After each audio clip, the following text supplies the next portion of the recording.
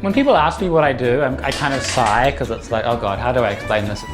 I found the easiest method is to say, I make these machines, you know, like a ball rolls and hits some dominoes and that pulls a string, and I might turn the page of a newspaper via a long chain reaction using everyday objects. And then they're just immediately like, oh yeah, I got it. I'm Joseph Herscher and I make Rube Goldberg machines. A Rube Goldberg machine, it's a machine that does a simple task in an overly complicated way. Rube Goldberg was actually a cartoonist and he used to draw these elaborate machines. He was very popular in his time, and the term Rube Goldberg has come to be used to describe any kind of overly complicated mechanism. We all kind of recognize these machines because we've seen them throughout cinema and television, like Pee-wee's Big Adventure, they have one at the start. Wallace and Gromit is one of my favorites.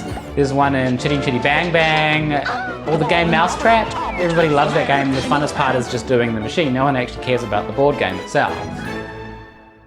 I made my first machine when I was 5 years old.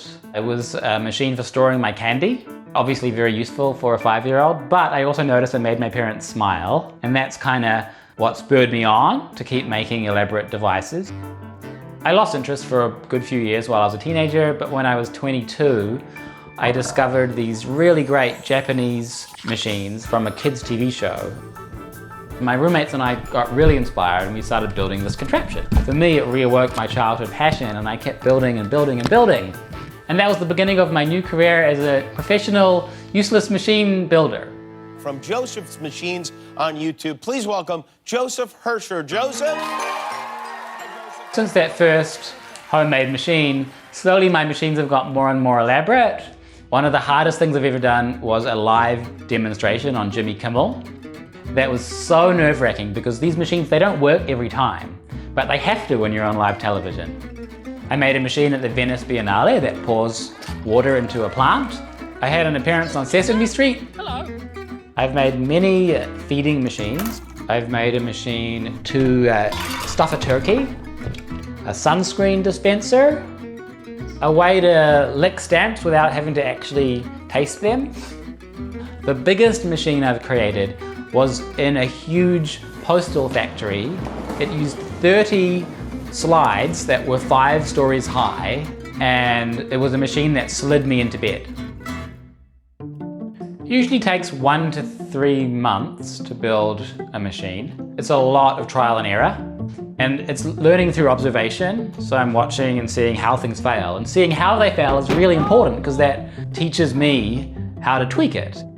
I want a certain amount of risk built in. If I play it too safe and they work every time, then it's going to be a boring machine. But if you've got like asparagus flying through the air that's being caught in my mouth, then that's miraculous when it works. People often ask, do you calculate like the physics behind them and work out how things are going to go? No way, that's so hard. Can you imagine calculating everything based on the exact angle and airflow? Like, it would be impossible. There's too much chaos at this small scale. It's much faster to just grab a ball and roll it and see where it hits.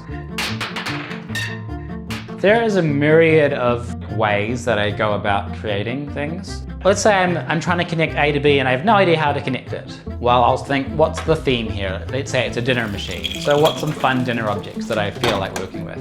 Butter sounds fun, and maybe candles because they can like melt the butter. And I allow myself this time to just play. And then just see what I discover and what makes me laugh, what interests me. I discovered this amazing thing where if you put butter on a strip of metal with a candle under it, it'll slide down really slowly in this kind of crazy way. That ended up being people's favorite part of that machine, even though it was never part of the plan. And I was just trying to get from A to B, ultimately. I pour so much love into everything that I build that I really care about it working. And so I'm just like on the edge of my seat, willing it to work. And on the 85th take, you suddenly get it. And it's this magical moment. Well done, everyone. I think ultimately I love the fact that there's this potential for magic and delight and play in the everyday world around us. And I think that's what people enjoy watching these machines as well. It's this kind of nice moment where everything kind of just fits and connects and the universe feels less arbitrary, maybe? And making these connections gives me a wonderful sense of like peace.